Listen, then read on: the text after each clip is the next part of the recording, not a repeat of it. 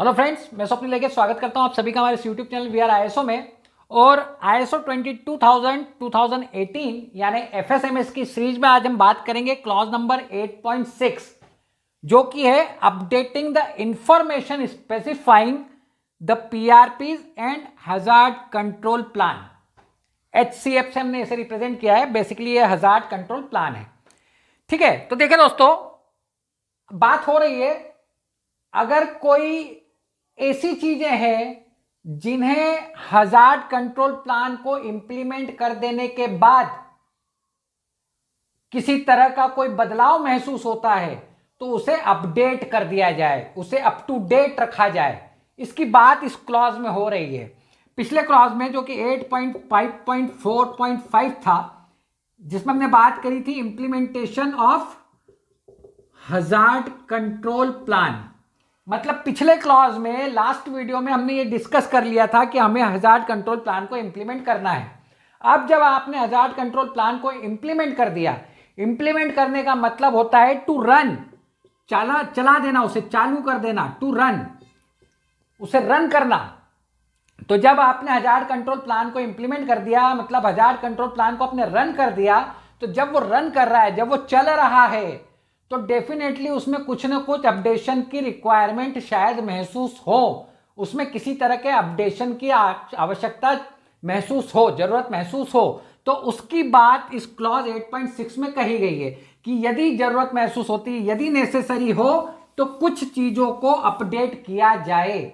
जैसे सबसे पहले यदि जरूरत महसूस होती है तो जो भी कैरेक्टरिस्टिक्स हैं, कैरेक्टरिस्टिक्स से रॉ मटेरियल की या इंग्रेडिएंट की या प्रोडक्ट कॉन्टेक्ट मटेरियल, जिसे हम पैकेजिंग मटेरियल कहते हैं, उनकी कैरेक्टरिस्टिक्स में अगर किसी तरह का अपडेशन करने की जरूरत महसूस होती है तो उसको अपडेट करिए। अगर आपको याद हो तो जो हमने हजार्ड कंट्रोल प्लान की जब शुरुआत करी थी, जब सबसे पहले हमने इसकी बात शुरू करी थी इस क्लॉज की, जब हजार्ड कंट्रोल प्लान वाला क्लॉज था, तो सबसे पहली बात यही आई थी कि characteristics of raw material, ingredient and product contact material, इनकी कैरेक्टरिस्टिक्स आपको सबसे पहले पता करना होती है और वहीं से शुरुआत होती है हजार्ड कंट्रोल प्लान की। तो यदि किसी तरह का कोई ऐसा जरूरत आपको महसूस होती है कि इसकी कैरेक्टरिस्टिक्स में कोई बदलाव आए हैं, तो आप इसको अपडेट करिए हजार्ड कंट्रोल प्लान के पीआरपी के रिस्पेक्ट में। पहली चीज ये है।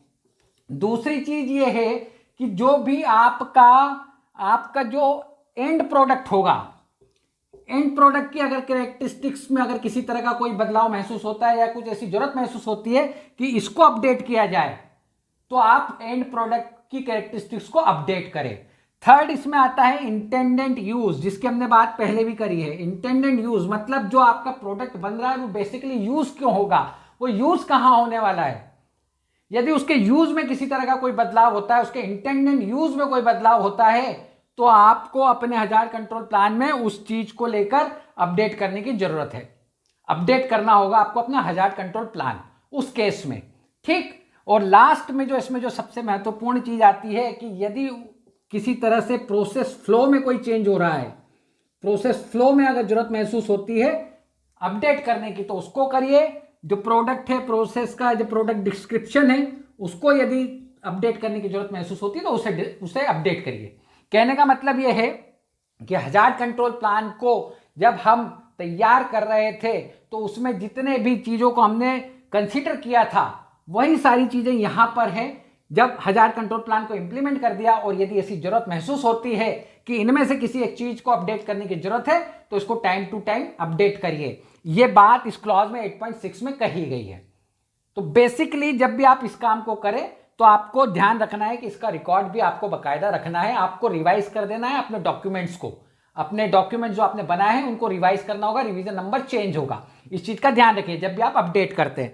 इसी तरह उसी के साथ ही साथ जब आप ये एक्टिविटी करते हैं तो हो सकता है कि आपको अपनी पीआरपी को भी अपडेट करने की जरूरत हो सकता है आपको पीआरपी में कोई बदलाव करने की जरूरत हो, क्योंकि यदि इनमें कुछ चेंजेस हो रहे हैं तो हो सकता है कि उसका इंपैक्ट पीआरपी पर भी पड़े।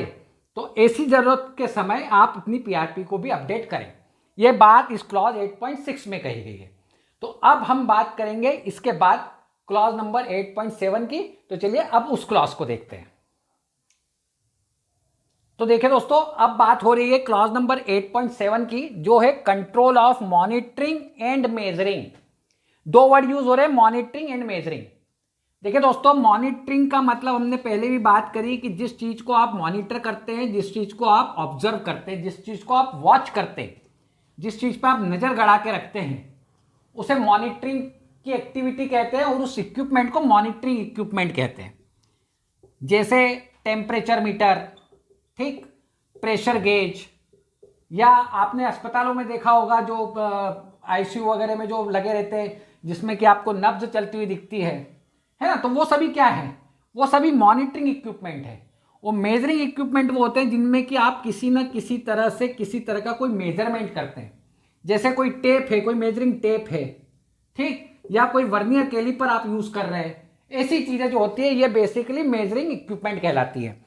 तो मॉनिटरिंग और मेजरिंग, उसका कंट्रोल, यहां पे इसकी बात हो रही है। कंट्रोल का जहां पे भी वर्ड यूज होता है, याद रखिए इसका एक सिंपल सा मतलब होता है चेक करना। इसका एक सिंपल सा मतलब निकालिए, जहां भी वर्ड हम कंट्रोल आप पढ़े, इसका मतलब है चेक करना। चेक करिए, तो चेक करना है किस चीज को, मॉनिटरिंग एंड मेजरिंग। क्या मॉनिटरिंग एंड मेजरिंग इक्विपमेंट की बात है बेसिकली यहां पर, क्योंकि आप जो भी काम कर रहे हैं मॉनिटरिंग और मेजरिंग इक्विपमेंट की हेल्प से कर रहे हैं। आपने कंट्रोल मेजर की जब बात करी तो आपने वहां पे कहीं ना कहीं किसी न किसी तरह से मॉनिटरिंग एंड मेजरिंग इक्विपमेंट को यूज किया होगा, डायरेक्ट या इनडायरेक्ट तरीके से। तो उसी को कंट्रोल करना, उसी को चेक करने की यह बात हो रही है। क्या चेक करना है कि वो सही है या नहीं, वो फिट है या अनफिट है, उस चीज को चेक करना है। और इसके लिए आपको क्या करना होगा, आपको कैलिब्रेशन करना होगा। आपको ये जितने भी इक्विपमेंट है, जो भी आपके मॉनिटरिंग एंड मेजरिंग इक्विपमेंट हैं, MME, monitoring and measuring equipment, इनको टाइम टू टाइम कैलिब्रेट कराना है। कैलिब्रेशन जो कराना है वो किसी इंटरनेशनल या नेशनल ऑथराइज्ड जो सर्टिफाइड लेबोरेटरी होगी, वहां से आपको कराना है। जनरली एनएबीएल को प्रेफरेंस दिया जाता है, ठीक, ऐसी किसी एजेंसी से आपको उसका कैलिब्रेशन कराना है। इसके बाद उसका स्टेटस आपको देखना है कि वो जो आपका इंस्ट्रूमेंट है, जो एमएमई है, वो ओके है या नहीं है, ओके है, नॉट ओके, क्या उसका स्टेटस है। उसको एडजस्ट करने की जरूरत पड़ती है तो एडजस्ट करिए, री एडजस्ट करने की जरूरत पड़ती है तो री एडजस्ट करिए, ठीक। इसके बाद इसका रिकॉर्ड रखना है कैलिब्रेशन का, जो भी आपने कैलिब्रेशन कराया उसका रिकॉर्ड आपके पास होना चाहिए। ये जो एजेंसी है जिससे आप कैलिब्रेशन करा रहे हैं, उसका सर्टिफिकेट आपके पास होना चाहिए कि वो ऑथराइज्ड है या नहीं। अगर एनएबीएल सर्टिफाइड है तो बहुत बढ़िया है, उसका सर्टिफिकेट लीजिए, उसका स्कोप लीजिए, ये कुछ चीजें इसके अंतर्गत आती हैं। अगर आप किसी तरह का कोई सॉफ्टवेयर यूज कर रहे हैं, अगर किसी तरह का कोई सॉफ्टवेयर यूज किया जा रहा है मॉनिटरिंग के लिए, तो वो जो सॉफ्टवेयर है आपका, उस सॉफ्टवेयर को वैलिडेट कराना होगा आपको। उसको वैलिडेट करवाएं, या तो आप खुद, आपकी ऑर्गेनाइजेशन किसी तरह से उसको वैलिडेट कर सकती है तो उसे वैलिडेट करें, उसका रिकॉर्ड रखें, या जिससे आपने सॉफ्टवेयर लिया है उसी से आप उसे वैलिडेट कराएं, या थर्ड पार्टी से वैलिडेट कराएं। लेकिन इसको वैलिडेट आपको कराना होगा यदि सॉफ्टवेयर आप किसी तरह की मॉनिटरिंग एक्टिविटीज के लिए यूज कर रहे हैं तो, ठीक। इसके बाद इसके वैलिडेशन का रिकॉर्ड भी आपको रखना है।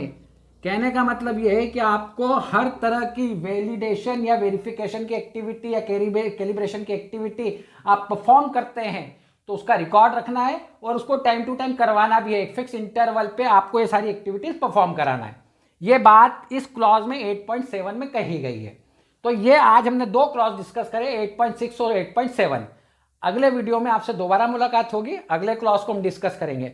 आपसे एक रिक्वेस्ट है कि हमारे वीडियो को शेयर करें, ज़्यादा से ज़्यादा इसे लाइक करें, ज़्यादा से ज़्यादा शेयर करें, ताकि वीडियो ज़्यादा से ज़्यादा चलेगा तो हम भी मोटिवेट होंगे और ज़्यादा वीडियोस बनाने के लिए। अगले वीडियो में आपसे दोबारा मुलाकात होगी, तब तक के लिए थैंक यू वेरी मच।